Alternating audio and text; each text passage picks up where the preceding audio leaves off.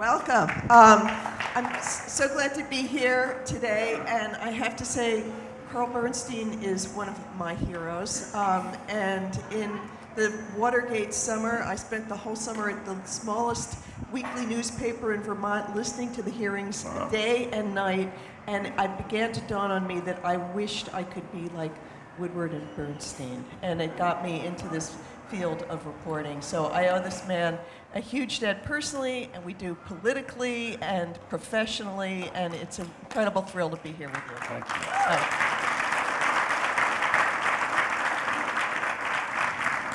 So this book is in many ways a love story, it seems to me. And it seems that the minute you walked into the newsroom of the Evening Star, the Washington Star, you fell hard. What was it you saw, and why did you fall instantly in love? Well, that's down a little. I was 16 years old. I'm a second generation Washington native. At the time, I was a junior at Montgomery Blair High School up the road. And I had 1 foot in the pool hall and 1 foot in the juvenile court and a toe in the classroom. And my father, who feared rightly for my future, got me an interview to be a copy boy at the Washington Star. And I went to the interview, and it was clear that the production editor of the Star who was interviewing me thought I was too freckled, too short, too young to be a copy boy. But I kept going back, and he led me out a door. I'd come into the newsroom, but through a side door, so I hadn't actually been through the newsroom. And on the way out, after telling me I'd come back in a year or so, kid, he took me into the newsroom. And he walked down the center aisle just like this. And as I say in the book, it was the most glorious commotion that I'd ever seen in my life. And the typewriters were clinging, and people were yelling copy, and a copy boy with a dolly full of newspapers that had just come off the press came up to us and the production editor handed me a paper. It was still warm from coming off the press. And it was like everybody was in the most urgent errands in the nation. And I could feel the press rumble beneath my feet. And I saw all these people and what they were doing. And I read the newspaper. I mean, I read the sports section on the front page of the Washington Post. And I had actually delivered the Star as a kid from a little red wagon. And I just said, I want to be a newspaperman. And I kept knocking on this guy's door. And he finally said, can you type? And I said, yeah, actually. And I learned to type because I got so sick of shop classes at Montgomery Hills Junior High and at Montgomery Blair that I took typing with the girls. and I could type 90 words a minute. And I did. I took the test. And the guy said, boy, you didn't tell me you could type like that. And I got hired. Let me say one thing just about where we are and who's here. The last time I was really here, I was also a rock critic for the Washington Post. I reviewed Janis Joplin. But the really part of the wonderful thing about being here is that there are people who came up to me who are in my 6th grade class, as well as people who knew my parents really well, who were part of a left-wing crowd here in town. So I'm just thrilled to be here to see everybody, and it's like a homecoming, so thank you.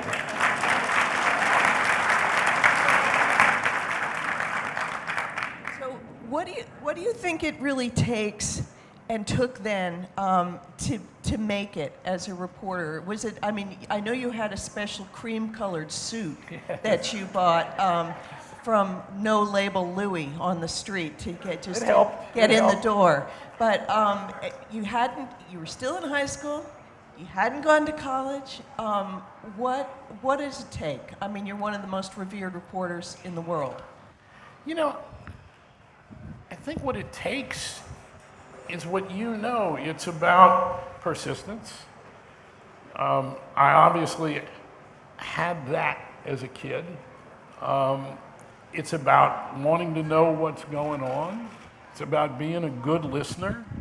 I think reporters and journalists are often terrible listeners, especially they come very often and shove a microphone in somebody's face, and the object is to generate controversy rather than to drill down and find out what's really going on. But I think, you know, the book talks about this. Woodward and I, let me say something about what the book is. The book is only about my 5 years at the Washington Star from 1960 to 65. It's not the old man looking back nostalgically. I think it's really, it's written in the kid's voice to some extent, and about the time that I left the Star when I was 21. And so it's about this kid who gets the best seat in the country at age 16. I mean, in the first chapter, second chapter, I've been there 2 weeks, and the head copy boy says, Bernstein, go out to Burning Tree, which is not too far from here, Burning Tree Country Club. Ike, who was then the president, I went to work about 8 weeks before the Nixon-Kennedy election, and the head copy boy said, Ike is playing golf at Burning Tree, and the photographer is there, get his pictures, get his rolls of film, run him back to the office. So I had this little yellow employee's card that we had all been given. The secretaries had them too, but I had mine laminated very quickly, and we'll put it around my neck. And I got to Burning Tree, and I showed the head caddy this card. And I said, I'm here to meet the photographer and get some pictures to take back. He said, oh, I'll take you over there. And so he takes me over to this putting green, and there's the President of the United States sinking putts.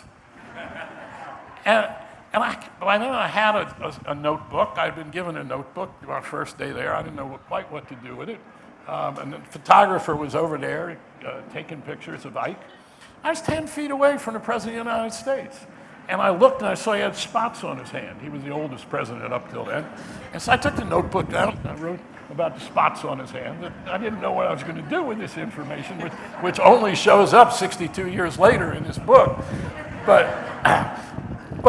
right away, I got the sense that that card gave me a kind of entree to the country, to the city, to what was really happening, as opposed to the surface knowledge that I had, and I think so many people had. It was a way into knowing, and that whatever skills I had with this persistence, with a good ear, and the other thing, and Jane knows about this, and it started very early at the Star. I've never done a story that turned out the way I thought it was going to turn out when I started. Watergate, I thought I was going to go to the CIA. I wrote a long memo about it, why I was going to go to the CIA. And always, the great thing about reporting is where it takes you. And it takes you to some unknown place that gives you a depth of understanding, hopefully. And somehow these people at the Washington Star, which was a better paper than the Washington Post at the time, and we took great delight in beating the Post day after day after day. But these people, most of them 20 years older than I, 15 years older, they became like my family. And I had a real apprenticeship in a way that doesn't exist anymore. And I learned from these amazing people. The first day I went to work there, the head copy boy took me down that middle aisle again and showed me where people sat, named them for me. And there were 3 empty desks. And he addressed these desks almost like they were a unit. And he said, that's Miss McGrory's desk, that's Miss Ottenberg's desk, and that is Miss Werner's desk. All 3 Pulitzer winners. Mary McGrory, Miriam Ottenberg, everybody here knows the Ottenberg Bakery. It still exists, I presume. Ottenberg's Bakery? No? Yeah. Miriam was she had just won the Pulitzer for investigative reporting. Mary Lou Werner had won it the year before for incredible stories about massive resistance to desegregation in Virginia. And Mary McGrory later won the Pulitzer at the Washington Post, actually, for her Watergate columns. But imagine, these are the people who taught me. And they took an interest in what I did. And the Star was a familial place. It even had a newspaper for the employees called the Family Star. Anyway, it was the most wonderful, joyous experience you could possibly have. And back to Montgomery Blair High School, and I see that the editor of the alumni paper is here. And JFK came to my high school after I'd been there at work for about 4 weeks. And the state editor said, "Hey, Bernstein, why don't you go? You know the grounds. Just take notes on the crowd and everything else and give them to the political reporter, our chief political reporter who had been covering Nixon and Kennedy was coming." He said, "Just you take crowds and take notes." And so I'd been there 4 weeks, and I was covering a candidate for the President of the United States. So I said, "This is it." Well, all right. Now I've got, you say that reporters are good listeners. Should be. Should be, but they're also sometimes have to be good secret keepers for a while, I guess. And one question you don't get into in this book that much is about Watergate, but I wondered, how hard was it to keep the secret of the identity of Deep Throat all those years? And did you ever whisper it to even your wife? No, I was just going to say, how did it keep? Neither Woodward nor I told our wives of the time who it was. That was the big secret. That was the way to do it. They must have asked you, right? Many times, and they kind of pretended they knew and claimed they did, but they really didn't. Only Woodward and I knew, and then we eventually told Ben Bradley, the editor of the Washington Post, who it was. And we kept a secret for more than 30 years. And I remember saying, it's really amazing. Pretty much, the American government knows pretty much what the Russians are doing. The Russian government knows what we're doing. The only real secret in the world that had gone on for 30 years was that one. So it was kind of fun to keep it. And you weren't tempted, or truly protecting the identity of a source is one of the sacred absolutely roles of being a reporter, isn't it? It's not only a sacred thing, you can explain it too, that most of the time, and Woodward and I did not name any source in 2 years of reporting, and a few hundred stories, not once was a source named. They were all anonymous. It was the only way we could do the story, and it still very often is. People are not going to talk to you on the record and lay out their own secrets that can get them fired, that can get them put in jail, that can get them in all kinds of trouble. And so the promise of anonymity, as happened in Watergate, was absolutely central to what we did. And we had a rule, and this comes from the start. One of the things this book does, the word Watergate is not in it except in an epilogue, because it ends in 1965 when I left the Washington Star. The only time Watergate is mentioned is for the Potomac Riverbank. When we were kids, we would go hear the Marine Band concerts there. I don't know if anybody else remembers that. And so, but in reading the book after I had written it, I can see how it's really a prequel to All the President's Men. They fit together like this. There's a quote from Woodward on the back of the book saying that about my teaching myself about perpetual engagement that led us to Watergate, watching, looking, questioning, and overwhelming the moment. The rules, go anywhere, listen hard, push and push some more, are to this day the touchstone of investigative reporting. What Bob and I did at the Post was the most basic kind of common sense, empirical reporting, police reporting almost, that you learn. I learned at the Star. He was new to the paper. I taught him some things. I learned some things from him very quickly. It's 50 years later. We just finished the afterword to the 50th anniversary edition of All the President's Men, which will come out in a couple weeks. And it was the usual stuff. I don't like the way you did this page. I don't like the way you did that page. Go back and forth, just like you see in a movie. And it's been that way for 50 years, and it's really been wonderful. We've had our moments, but we're still at it. Well, I know in the movie version, if I remember this correctly, the character playing you is that I think Ben Bradley comes around or some editor and says, "Is that story done yet? Aren't you finished yet?" And you say, I'm polishing. And I noticed that when I asked to see this book that you've written, you said, no, you need the latest version. It's better than the earlier version. You're still polishing, That's aren't really you? true. It's really true. Somebody at the Washington Post said that my stories would, the end would have a shirt tail hanging out. Because the top of it I would take such great care with, but then the deadline would come and I'd just have to go for it at the end, and it looked like a shirt tail. Well, I mean, you say in the book that the Washington Star was really a writer's paper. So what does that mean?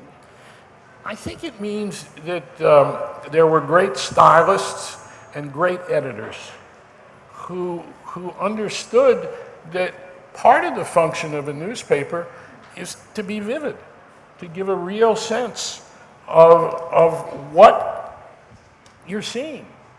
The best example of it is sports reporting. You know, I think the best writing in newspapers very often is sports reporting. And I once was at a dinner, and 3 children of the greatest sports reporters of all time, Shirley Povich, Red Smith, I can't remember who the third one was, were there. And I said to them, I said, why is it that the best reporting in newspapers, best writing is in sports? And they all looked at me like I was crazy and didn't know. And they all had the same answers. From writing about baseball, that everybody who read the paper, because they were day games and sometimes night games, knew who had won. They knew the results. The lead couldn't be that the Washington Senators lost again last night. The lead would have to describe what had happened. And the Star, much more than the Post, except for, I also at the Post, when I was at the Star, I covered fires with Tom Wolfe, who was at the Washington Post at the time. That's how dumb the Post was then. They didn't know what they had with Tom Wolfe, and they sent him to fires with this kid. But you had writers like Haynes Johnson, writers like Mary McGrory. There was a vivid, and also the book is, I'd say there are 3 main characters in this book. There's the kid, me. There's an unbelievable city editor who is really my mentor, and to whom, with Ben Bradley, I'm blessed to have the 2 greatest editors I can imagine. I owe everything to this. You knew Sid Epstein. I just remember him as somebody whose face got redder and redder and redder as he faced the disappointing copy I'd handed in. Well, there's a story. Anyway, he was a great editor, and I'd been there about a week, and I was working a night shift, and he would spike the carbons of whatever he had edited on his desk on a spike, and so I went over to the desk and I started looking at the edits, and they were absolutely unerring. He put a big X through something, and some of the reporters would complain that he was taking their best stuff out. It was perfect. He had been a rewrite man. There was a value to description. And I'm going to give you one example. You might have known Jerry O'Leary Jr., Definitely whose father, Jerry O'Leary Sr., was still there at the paper, who had covered the Senate since Calvin Coolidge when I went to work there. Jerry O'Leary Jr. was this great rewrite man.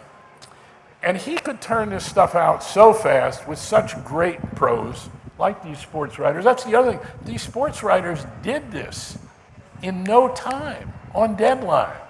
And O'Leary could do the same thing. But every year at the opening of the oyster season on the Bay, he would write about the opening of the oyster season. And he always used the same lead. Behold the succulent bivalve. Well, so if the actual newspapers are dying, as we know, and I have read that in the last, I guess, 15 years, 20% of the city papers have disappeared.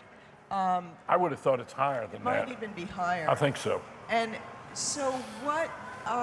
Excuse me. What's lost, do you think, with the news just moving online, not being able to get that hot issue straight off the press? And what's lost for democracy?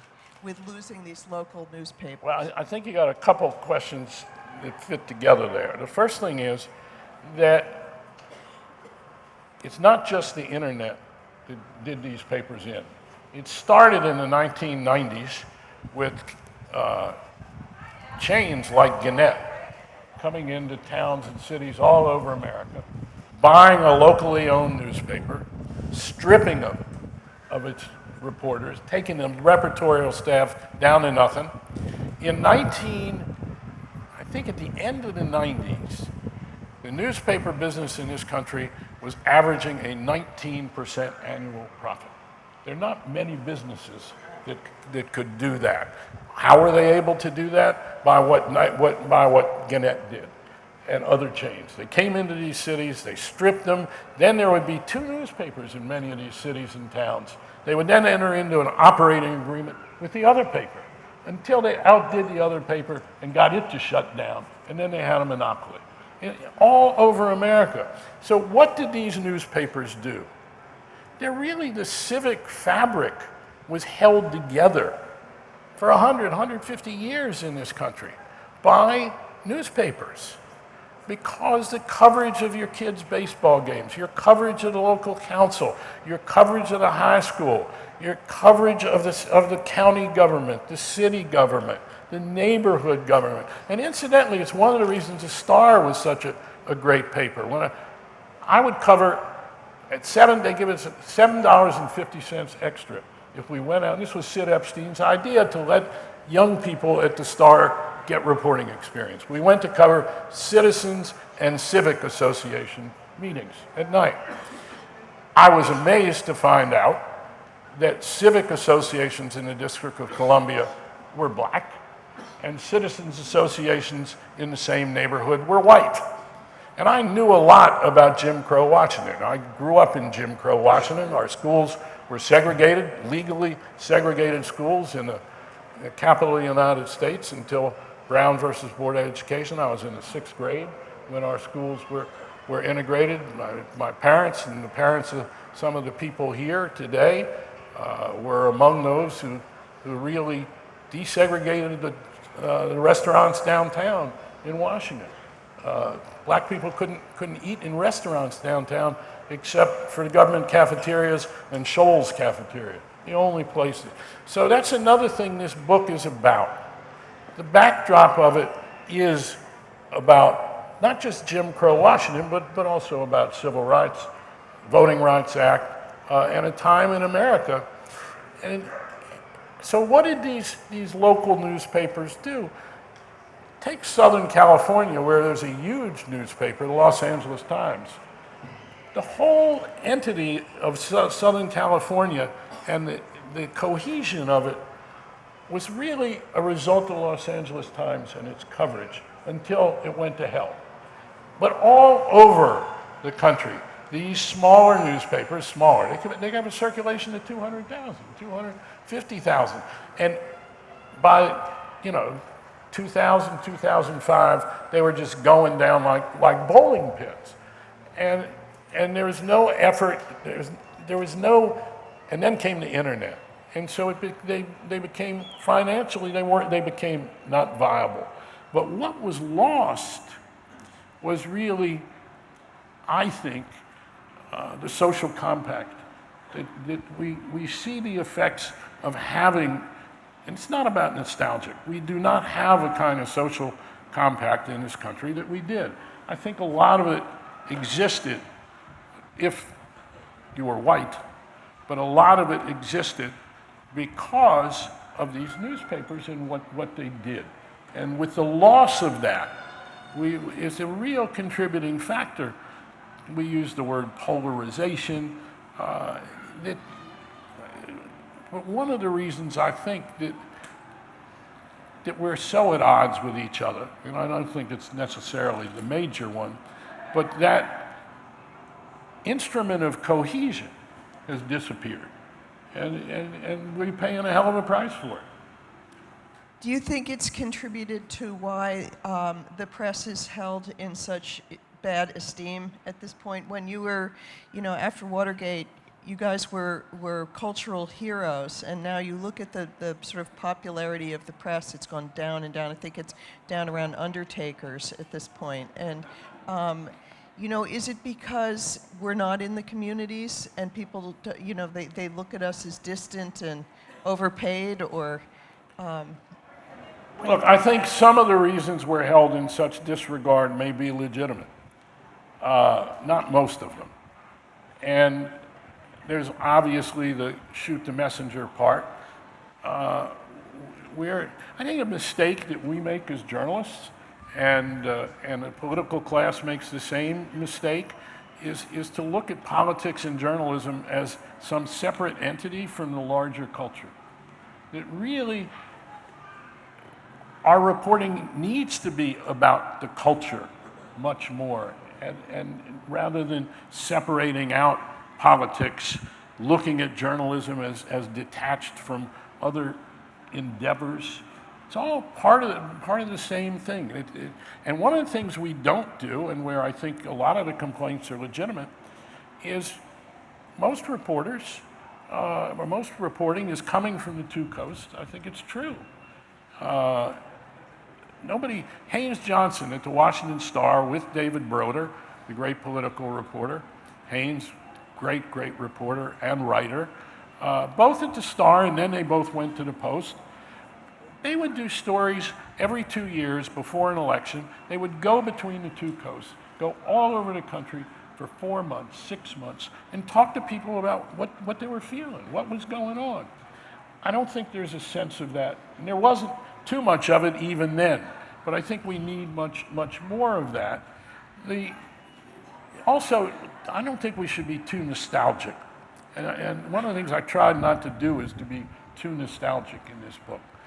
If you look at Watergate, we were called every kind of name, not just by the President of the United States, but also by a lot of our colleagues in the newspaper business. We were by ourselves on this story for 3 months, and then thank God Cy Hirsch of the New York Times started writing some great stories. Sandy Smith at Time Magazine started writing some terrific stuff. And so we were no longer out on a limb. But up until the so-called Saturday Night Massacre, most people in this country, there were polls at the time, still supported Richard Nixon, still thought that the press was out to get him. So I think there's always this idea of trying to make the conduct of the press the issue, rather than the conduct of the president, rather than the conduct of the head of a corporation. It's too easy. At the same time, there's one other thing in this book. I got to be a reporter eventually at the Washington Post without a college degree. I'm probably the only person who was a reporter without a college degree at the Washington Post who came to work there after, say, 1960. I think we need reporters who are dropouts. I'm really serious. No, I'm serious about this. It's true that we've become an elitist class. And so we all have philosophies and pasts that we bring to what we do. And there is a uniformity of belief systems. And we've gotten a little better about some conservative people. I'm not talking about rabid Trump people, but real conservatives have gone to work at newspapers. But the idea that, I mean, when I was at the Star, my great hero, Sid Epstein, he had started going to all the Ivy League colleges every summer to look for recruits. It was horrifying. And you looked around the newsroom, and Jerry O'Leary Jr., he didn't go to college. And I think it's a problem. We need working class people at newspapers. We need to broaden newspapers in the news business. We need to broaden who we are so we can understand what we're covering better. And I think it's a good rap that. I have to say, I remember at the Star they had incredible characters. They were just the kind of people you don't necessarily see in newsrooms anymore, and it made it really fun. I since this is a book about your early years, I think I'd be remiss if I didn't ask about the time that you almost got married in a kind of a shotgun overnight situation. Could you please explain what happened, and did you tell Nora Ephron about this? Yes, I did. Nora knew about it. I had a girlfriend that I was really madly in love with at the Star. And she was 3 years older than I was. She'd come to work there, I think, in 1963. And the first time we had ever really gotten together in any sense, people here know about this because you're from here. We would go to watch the submarine races across from National Airport. Everybody knows the submarine races. You'd sit in the car and you'd say, hey, let's go watch the submarine races. And so we would go down to Haynes Point and get in a car, and her name was Joanne. And, you know, I had a little Renault, and we made out, as the phrase was, and then a park policeman would knock on the window, and that would be the end of the submarine racing. But a few months after the first submarine race, we were at a party, and the other thing is there's a lot of drinking in this book, a lot of drinking, and serious drinking. And I mean, I was 16, and I went to this place called Harrigan's where the reporters hung out, and they ordered these big bird bath martinis like that, and they would have two of them. I only had one the first time, but soon I was up to two. But so Joanne, we'd gone to a party one night, and on weekends, after the paper had been put to bed, there'd be these huge parties. The whole staff would be there, and there'd be bottles lined up on a table. And Joanne said to me, hey, it's Sadie Hawkins Day. I didn't know anything about Sadie Hawkins Day. I read some of the comics, but I never much liked Little Abner, so I never really read it. So I didn't know what the hell she was talking about, Sadie Hawkins Day. And she said, yeah, Sadie Hawkins Day, it's February 28th, 29th, and it's when not only do the women ask the men to dance, but when it comes in a leap year, they ask the men to marry them. She says, will you marry me? And she did it like dog patch. So, will you marry me? And I said, yes. And I said, I'm not kidding. She looked at me and I said, let's go to Elkton. See, people in Howard County know about Elkton. And so Elkton was a little bit like Las Vegas in that you could get married, and there were wedding chapels all through this little town down the road here in Elkton. And I said to Joanne, I explained to her about the wedding chapels, and people do this all the time. They drove to Elkton. It's 50 miles away from downtown Washington. And she said, let's go. I said, okay, I'm really serious about this. So we start going down the road, and we got a little flask we're drinking from, I think, in addition. And I said, hey, I really want to go through with this. She said, so do I. And we got to Elkton, and the place was dark. And so I finally found a room clerk in a hotel, and you could see all the signs saying, you know, weddings, chapels, anything you need, you know. And the desk clerk said that the state legislature had changed the law, that you needed 24 hours now to get married. So we went to this little motel, and by the morning we thought better of this. But every time I come down this road, and I was driven down here today from New York, and we went right past Elkton. And for this book, 6 years ago with my wife, we went down to Florida, and I interviewed Joanne. And I just saw her a couple weeks ago because I had a speech down there in Florida, and everything turned out all right. We're both.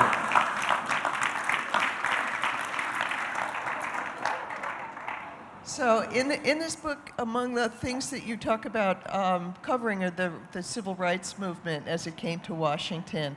And this, I was curious what you make of some of the younger reporters now, particularly during the George Floyd summer, are saying that the old way of reporting neutrally really isn't good enough, and you got to take sides, and you really got to weigh in and stop saying on the one hand, on the other hand, and keep this kind of no more even tone. I wonder, what do you think of that? Well, I think absolutely, as long as the reporting is good. Look, and it's right in this book. I learned covering civil rights, and I learned this from great reporters who were almost all Southerners. The truth is not neutral. It is a myth. And so, Woodward and I had this phrase that we used from the beginning of Watergate when we were asked questions about it. What were we doing? And what kind of reporting is this? And we would say, the best obtainable version of the truth. That's really, and at the Star we had a similar phrase, but it was about the complexity of the truth. But that's where, it involves, again, nailing down the story with a good number of sources. It involves context. A bunch of disparate facts strung together is not the truth. Context is all important. So I say in this book, I learned from these Southern reporters especially, they were writing with great feeling and accuracy about what was happening in Selma, what was happening in Mississippi during the Mississippi summer, 1963. And I write in the book, the truth is not neutral. A lynching is not neutral. And so I talk about, still hard to talk about. I was sent in 1963 to National Airport. A woman was coming to town to see President Johnson because she didn't think the search in Mississippi for her husband and 2 other civil rights workers was sufficient. Her name was Rita Schwerner. And I was assigned to meet her at the airport and stay with her all day. And I did. She was only a year or 2 older than I was, small woman. And she went to see President Johnson, said he's not doing enough. And 2 weeks later, her husband, Cheney, Schwerner, Goodman, were found buried underneath the levee in Mississippi. Drove my Chevy to the levee, but the levee was dry. It had tremendous effect on me because the truth is not neutral. I learned it with my parents here in Washington. And there's this myth of objectivity about the press. Let me give you the best example I can think of. And again, the Star was really, I think, advanced in this regard. Suppose you got a bank robbery down the road here. And there's a video camera. The robber comes in, says, give me all, if there's still tellers in a bank, but give me all the money you got. Put it in this bag. He runs out. He's got a gun. Then he disappears for 3 weeks. The cops look for him. They arrest him. He's got an alibi. He's at his cousin's house 40 miles up the road. And he says he got an alibi, and the lawyer says he's got an alibi, and the cousin says he's been here the whole time, nowhere near where that bank is. But the cops have the videotape. Are you going to give 50% of that story to this guy and his alibi, or are you going to give 90% to what's on the videotape? That's the myth of objectivity. That's not about neutrality. And it seems to me that we've been saddled with this mythology for far too long, back to your question. But I don't think there's anything, look, we need to be fair, absolutely. But down the middle somehow, as if, again, I'll go back to a lynching. I don't think there are 2 sides to a lynching. So I think this applies to all kinds of things, and we need to be much better at this. But I think we've been getting better at it for a long time. But it also is no excuse. Look, you know it, Woodward knows it, I know it, good reporters know it. It's all about the shoe leather. It's all about going to see people. It's all about good listening. My experience is most people will try to tell you their truth, whatever it is. None of our sources, all of these anonymous sources in Watergate, none of them were Democrats. They all worked for Richard Nixon.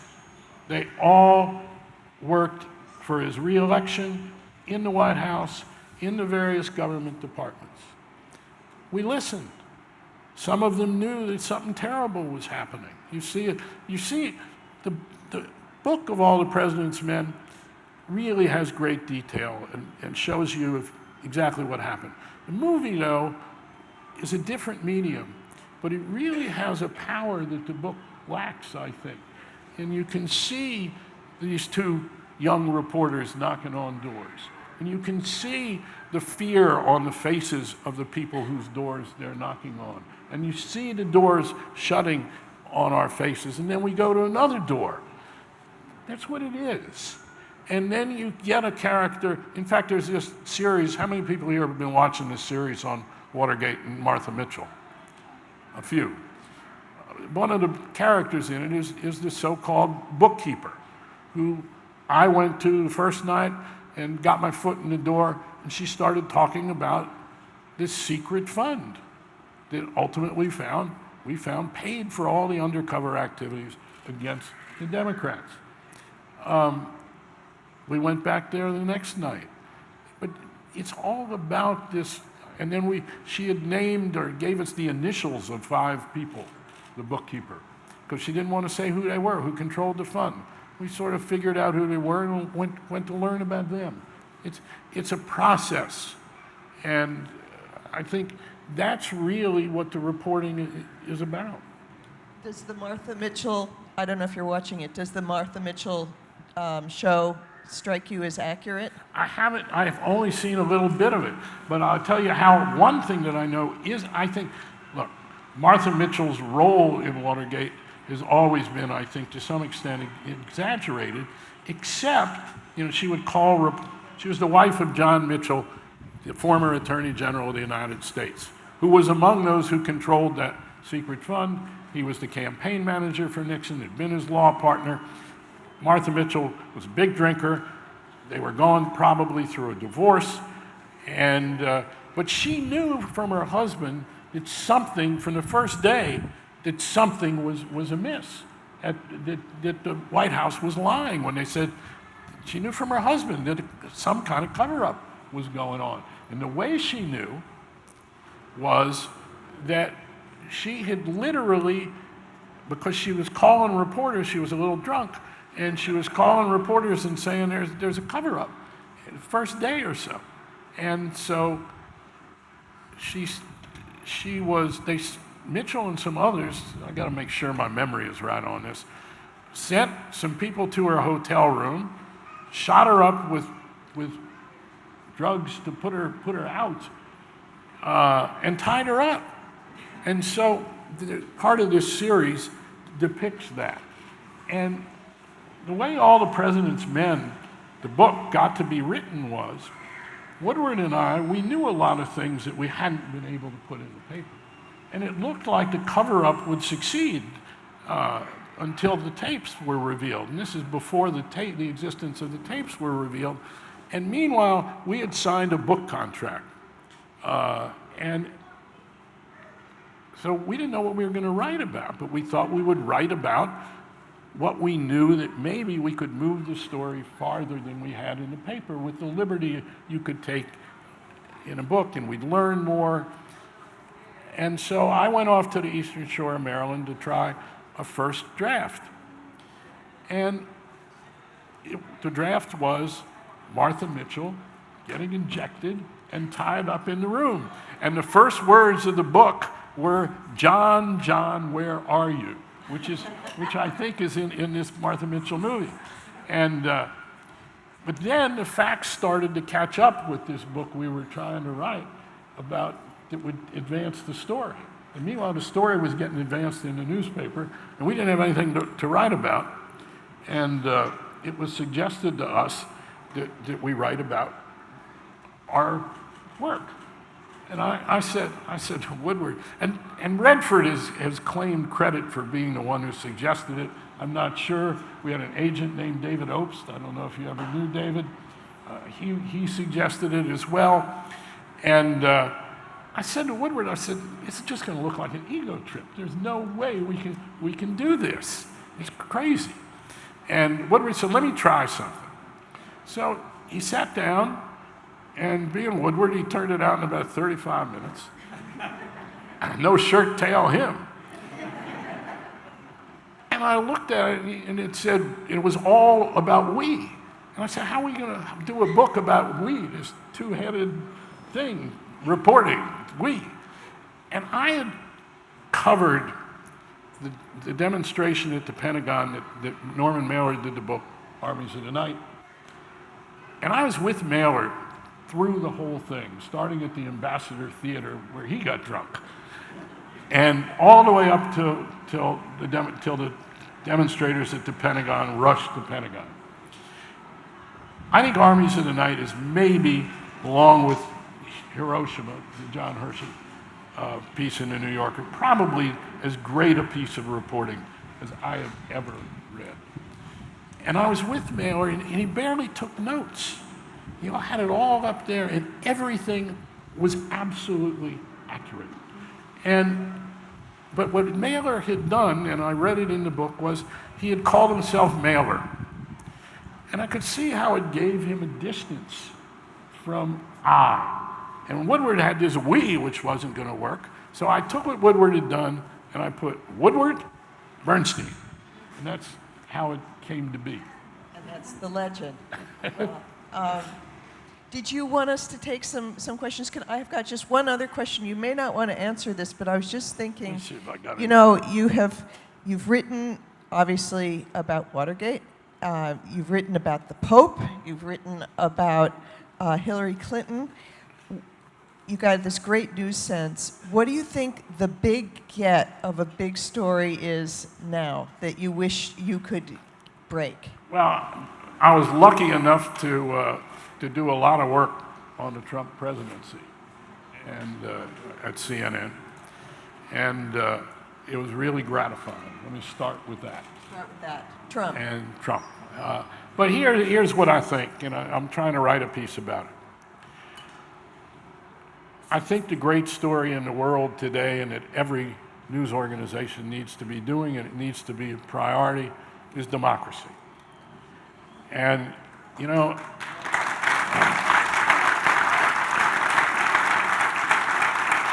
with all the triumphalism of the end of the Cold War, the pendulum has swung.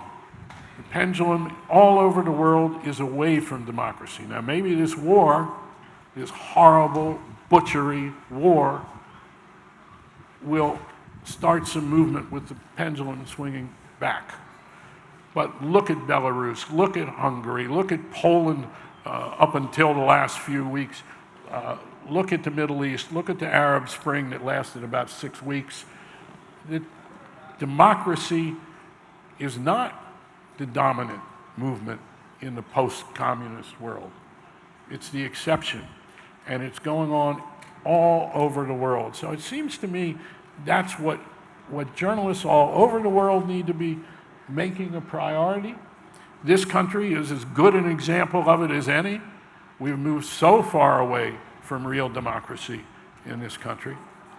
And it didn't begin with Donald Trump. That we had a cold civil war in this country that goes back 30, 35 years. Trump ignited it.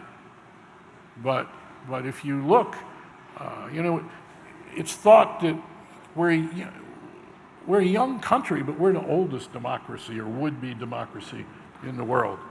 It's not working. It doesn't work. Including the Constitution has huge problems. It doesn't work, this revered document. But it also doesn't work partly because what I've talked about, we need to be covering the culture itself of people of the United States. But all over the world, I think there's a way for great news organizations, nonprofit and the great former newspapers, to make this their priority, to use reporters in Turkey, in Russia, use local. I think there's a way to do this. I think it's the most important story in the world. Well, thanks. Thank you.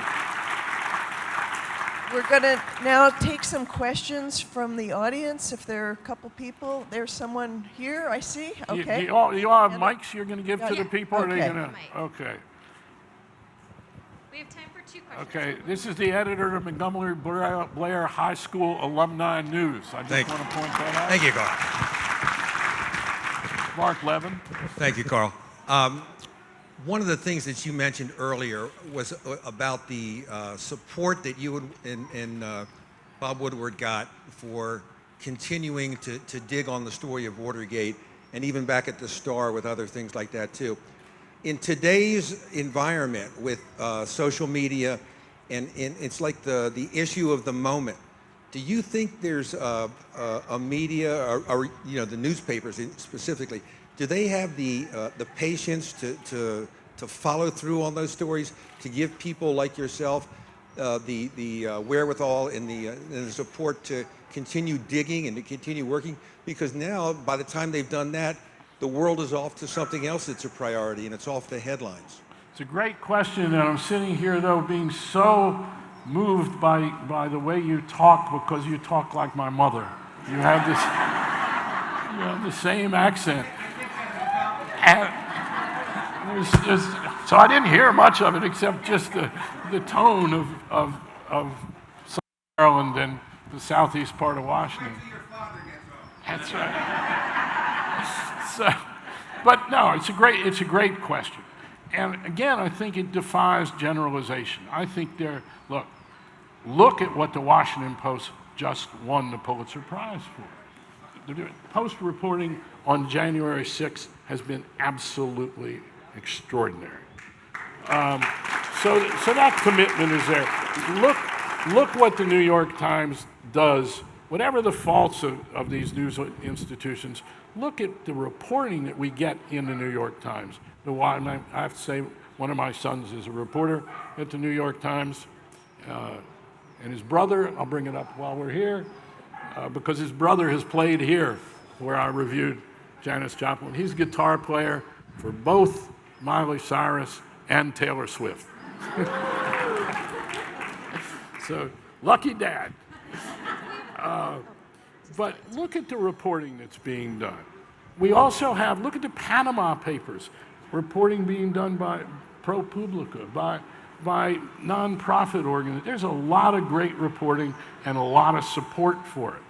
At the same time, and here's back to Jane's question as well, there is entirely too much reporting, what passes for reporting. And Woodward has taught a class at Yale for a few years now, and I taught at Stony Brook for a bit. And you would be amazed at the number of people who come in to learn journalism in college, and it's true in newsrooms too, and you sign something, and what do? They go to Google. It's not exaggeration. Go to Google, look things up, use the internet, don't leave the office. This is not exceptional, and I'm not kidding about this. You know it. It's a horror, because these are great tools. Google, if Woodward and I had Google, we would have saved ourselves months. But we still would have done this reporting the same way. It's a great tool, Google, the internet. Social media and it's another story, which is great danger, and at the same time, got some really amazing things. For instance, iPhone cameras. Look at what we have learned from iPhone cameras that we would have never known about many of the horrors that go on in the world today. But what I'm getting at is what you see in this non-nostalgic book, and then linking it to All the President's Men, the book, is what reporting is. And it hasn't changed. The New Yorker is as great a reporting organization as there is in this country. It is. It's absolutely astonishing. Every week. And writing, great writing. And the Wall Street Journal. Murdoch might own it, and he might have done terrible things for the world, but the Wall Street Journal is a hell of a great newspaper. So there is great institutional support, Mark, to get back to your question. There also is a huge problem, back to the idea of laziness. Real problem, a culture of laziness. And also back to not being nostalgic. The press in this country, look, it's a little bit like doctors, and it's always been this way. Go to a doctor, 15% of them will kill you. 20%, you're about the same as when you walked in. Another 25%, 30%, you're a little better. Another 10%, you're a lot better. And another 5% will save your life. I don't think we're much different than that. I hate to say it, we do this self-elevation, almost this levitation that we do about how special we are. I think we do good to turn it down a little bit. We have one more question. Thank you, sir. So I had two things I wanted to say to you first. Growing up, I delivered newspapers for the Boston Globe in the 80s. My dad delivered newspapers in the 50s for the Boston Globe. And the point I'm trying to make is that the change from printed news media to online, and I know that's affected the whole industry, but do you think it's affected the journalism, the actual real hard journalism or not? I think what it's done, excuse me, I'm going to come back to the idea of the culture of the country, culture of what newspapers are as part of that larger culture. I think something irretrievable has been lost because, and at the same time, again, the internet is an incredible vehicle for news and information. For one reason is you have infinite space. You don't have what we used to call a news hole. You don't have to horseshoe everything into 16 pages and you got ads on one side and that determines what you put in the newspaper and the city editor says to you, you know, you got 750 words, that's it. You can do 2,000 words of story, deserves it. So that's on the plus side. I can talk as a reader, not just as a reporter or a journalist. I hate saying this. I don't get the Washington Post as a paper because I live in New York. I read it online. The Times, I read it both ways, but mostly I read it online. It's not satisfying enough. When I get the paper, one of the things I realize is when I read online, I never really get inside enough. I keep reading the same story being recycled through the day. And there's something about the page and the order and the progression. And also, not the New York Times, not the Washington Post, but many news organizations are now putting stories up based not on, you know, I'm going to get to another point. What's the most important thing a reporter, an editor, a newspaper, journalists do? Just to decide what is news. Really, the most essential. And what's happening increasingly is what is news, believe it or not, is being determined by algorithms. You would be amazed at the news organizations that use algorithms, particularly cable news, all kinds of news organizations, not exclusively done by an algorithm, but yes, it's terrible. You know, news judgment, what is news, is really the signature thing, the decision we make about what is important. That's where we start. So back to your question, that's a big problem. But I think what's lost is the joy of reading a newspaper. Because it's this texture and the placement of stories and the various sections. You can't quite do it online and get that satisfaction. But then again, I'm so used to reading online now that what I'm reading in the Washington Post, if I have the broadsheet in front of me, or in the New York Times, the news is often a day or two old because I've read it on my son. He writes for Sunday Styles, for the style section of the New York Times. It's published on Thursday. Most of it goes online on Tuesday or Monday. And so there's this kind of mind thing going on. You don't know quite where you are. As you can tell, my wife says, I'm circumlocucious in my answers. So I just kind of meander around. So thank you. Any more questions we're going to do? Or was that it?